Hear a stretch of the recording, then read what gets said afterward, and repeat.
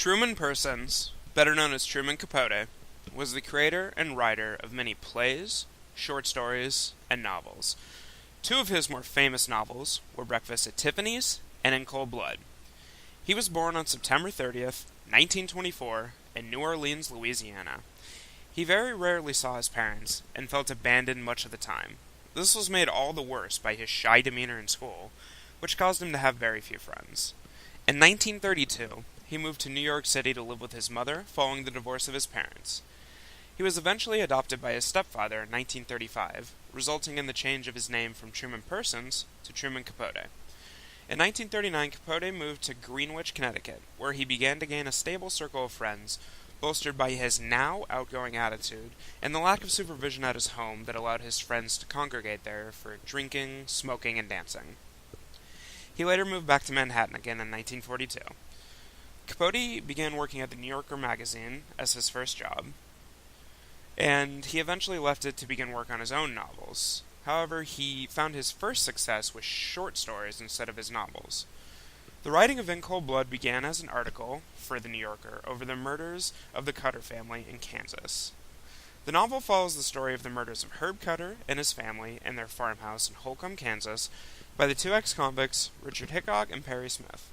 The novel then follows the story of the quadruple murder, the investigation that surrounds it and follows it, the trial, and the eventual execution of the two ex-convicts. It pays particular attention to the two killers' activities before the murder, during the murder, and then the activities following the murder both before the trial, during the trial, and after the trial. Capote spent 6 years researching this novel. He followed the case and eventual trial. The novel is widely regarded as one of the best crime novels written, as well as usually being credited as a true beginning to the nonfiction genre. The novel has various things in common with earlier readings done in the semester. The style of storytelling, particularly of jumping from one perspective of a character to another, as well as the fluidity of the chronology within the novel, is very reminiscent of Absalom, Absalom. The gradual revealing of details, especially about the murder, through the various activities of the ex-convicts after the fact, is also reminiscent of this. The novel also deals with subtle racial issues that have been raised in the earlier works that we've looked at, as well as having a small-town feel to it that is reminiscent up to a point of Willa Cather's Song of the Lark. The penal system is a big theme in Cold Blood, especially because Capote takes a critical view of the death penalty. To capture the attitude of crime in Capote's era, I found an article by John J. Donahue entitled Economic Models of Crime and Punishment, in which Donahue looks at the death penalty from an economic perspective. And this is a rich perspective to take in this class. In his article, Donahue says that a few noteworthy trends regarding crime and punishment have occurred in the past century. Around Capote's time, the baby boomers were maturing, and the counterculture movement was motivating the questioning of the status quo. And thus, Donahue says, crime rates went up. In response to this, Gary Becker applied the simple supply and demand economic model to crime, and it was a big hit. The simple economic model features a downward sloping demand curve, with the vertical axis accounting for price and the horizontal axis measuring quantity. The simple idea here is if the price goes up, the quantity demanded goes down. The Becker model instead used crime as the horizontal variable and harshness of the sentence as the vertical label, and insisted on the same results. If the sentence for the crime is made worse, increasing the cost of the crime, then there will be less crime. But Donahue insists that there are many incorrect assumptions in the Becker model. First, it adopts the problem of classical economics in assuming that people are rational. In order to make a rational decision about crime, a potential criminal would need to be fully informed about the cost, but Donahue says they're not. For example, 78% of convicted murderers reported that they didn't think they'd get caught, but in reality, the success rate in catching murderers is about 70%. But more than this, people who commit crimes are sometimes not fully rational.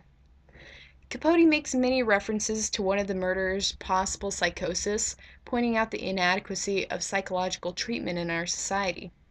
And this is still a relevant issue today, what with the media spotlighted killers of the past year, Holmes and Lanza. Another way in which the Becker model is faulty is with the assumption of crime's elasticity. When a product is inelastic, it simply means that the quantity purchased is not affected by changes in price. A good example of an inelastic good is gasoline. No matter how expensive gas gets, we have to buy it, at least in the short run.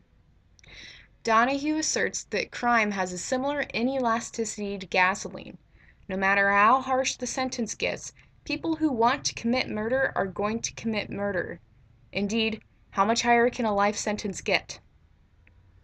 However, these problems with Becker's model were unseen in Capote's era, and the spirit of increasing the incarceration rate was very popular. Capote's In Cold Blood is politically motivated against the death penalty, and one can see that in the way that the bulk of at least the second half of the novel is written. The second half is filtered almost exclusively through the prisoners, and pages are devoted to making the reader sympathetic to the killers. It's true that Capote starts and ends the novel with details about the victims, but Capote puts much more effort into making the killers seem victimized. Along with this filter, Capote frames the death penalty as a win-lose arrangement.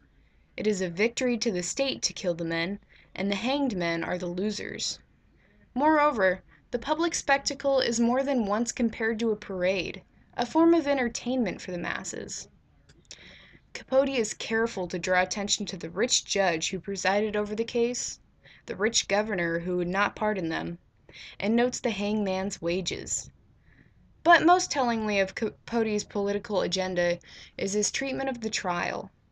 Capote goes into detail about the appeal attempt, even though it bore no fruit. He points out conspiratorial flaws in the trial, but since the prisoners did not go free and the appeal was not successful, this section of the book has no other purpose than to cast judgment on the death penalty. But Capote doesn't just take a critical tone, he takes an extreme tone.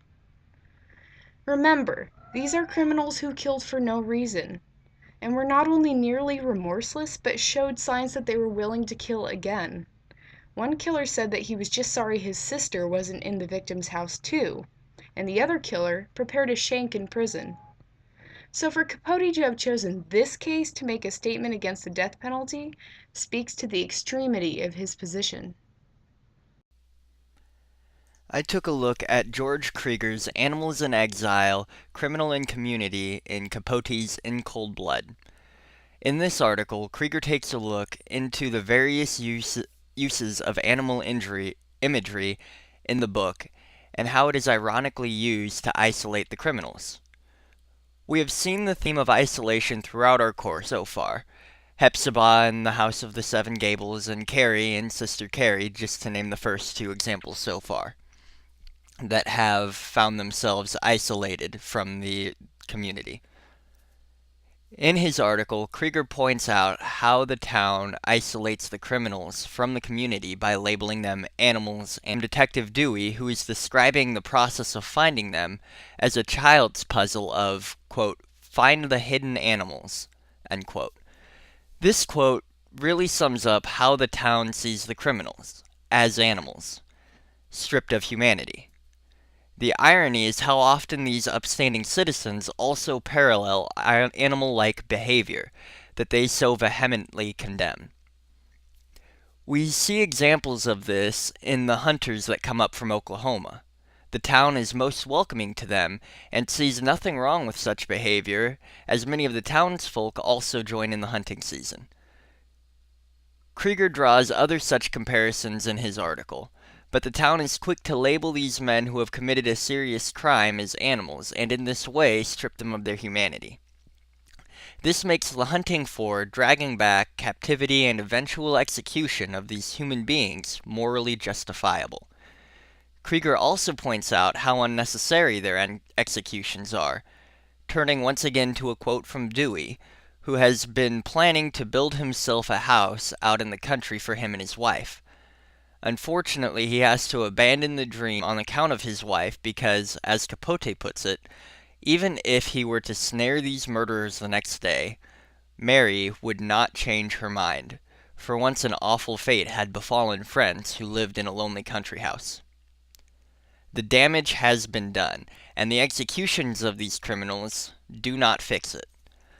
Krieger wraps up by implying that the only reason for the executions is to satisfy the community's desire for spectacle and killing.